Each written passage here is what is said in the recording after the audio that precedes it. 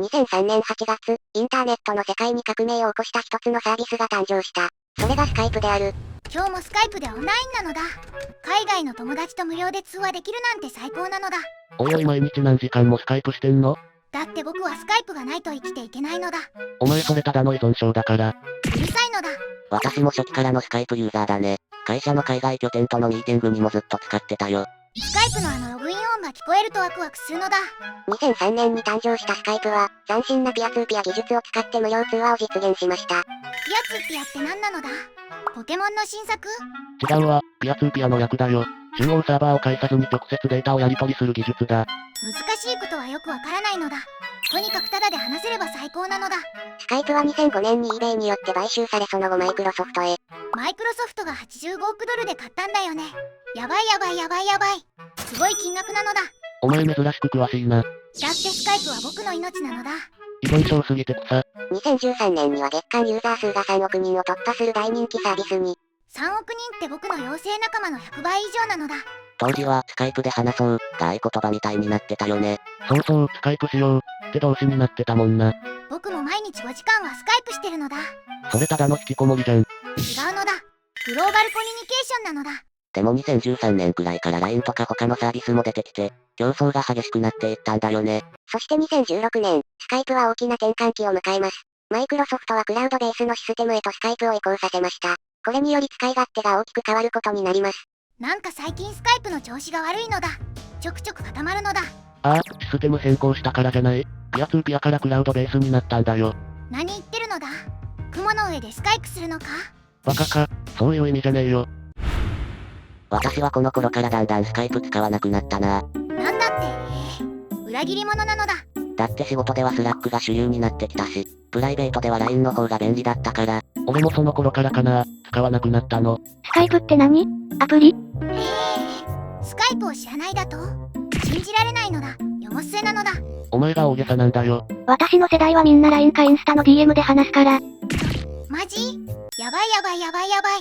若い世代を中心に新たなコミュニケーションツールが台頭。スカイプは次第に存在感を失っていきました。うちの会社も2017年頃に社内チャットツールをスラックに変えたな。スカイプは起動が重いしさ。なんでみんなスカイプを見捨てるのだ。時代の流れだよ。新しいものが出てくれば古いものは。スカイプが古いだと？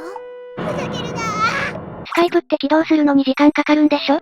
そんなの絶対使わないわ。そんなことないのだ。でもね確かに起動遅かったよね。ちょっと待つだけで世界中と話せるのだ。でも LINE とか Zoom の方が早いし安定してるじゃん。さらに2017年、マイクロソフトが Teams をリリース。マイクロソフトが自社でスカイプの競合を作り出す皮肉な状況に。うちの会社は Teams に移行したよ。オフィス製品と連携できるからね。マイクロソフト自身がスカイプを裏切ったのだ。そりゃビジネス的にはそうなるわな。背中から刺されたのだ。親に捨てられた気分なのだ。2018年頃になるとスカイプの凋落は決定的になりつつありました。多くのユーザーが他のサービスへと移行していったのです。でも僕はまだスカイプを毎日使ってるのだ。海外の友達とずんだ餅の作り方を教え合ってるのだ。お前本当にスカイプ依存症だな。もはや化石レベルだぞ。時代に流されない不動の信念なのだ。確かにスカイプはすごく画期的だったけど機能追加があまりなかったのが痛かったよね。シンプルイズベストなのだ。でもスタンプとかフィルターとかないとつまんないじゃん。そんなくだらない機能いらないのだ。だからお前は時代遅れなんだよ。スカイプって通話が突然切れることなかった？大事な商談中に切れると超焦るんだよね。それはインターネットが悪いのだ。言い訳すんな、アプリの問題だろ。スカイプの通信品質や安定性の問題が多くのユーザーを失う原因となっていました。私の友達でスカイプ使ってる人マジで0人なんだけど。嘘だ。僕には海外に100人のスカイプ友達がいるのだ。それ半分くらいボットだろ。何するなでもね2018年頃には本当にビジネスの現場からスカイプがほぼ消えたんだよ。うちも Zoom と Teams だけになったな。なんでみんなスカイプを見捨てるのだ。だからさっきから言ってるだろ。使いづらいし重いし不安定なんだよ。2019年には世界的にスカイプのユーザー数が急減。かつての栄光は遠い過去のものとなっていました。でもスカイプはまだまだ終わらないのだ。絶対に復活するのだ。お前の妄想は本当にすごいな。そして2020年、世界を一変させる新型コロナウイルスが流行。リモートワークの急増でビデオ通話の需要が爆発的に高まりました。これこそスカイプの100周のチャンスなのだ。僕のスカイプ人生が花開く時が来たのだ。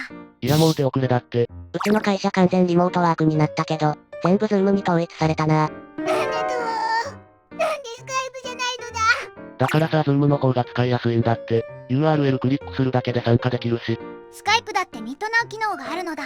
それって今更感半端ないよね。遅すぎなんだけど。うるさいのだ。バカなのだ。確かにミートナウは良かったんだけど、すでにズームが市場を抑えた後だったからね。コロナ禍でオンラインコミュニケーションツールの需要は急増。しかしその恩恵を受けたのはズームやチームズでした。そう。なんで僕のスカイプが報われないのだ。お前のじゃないから。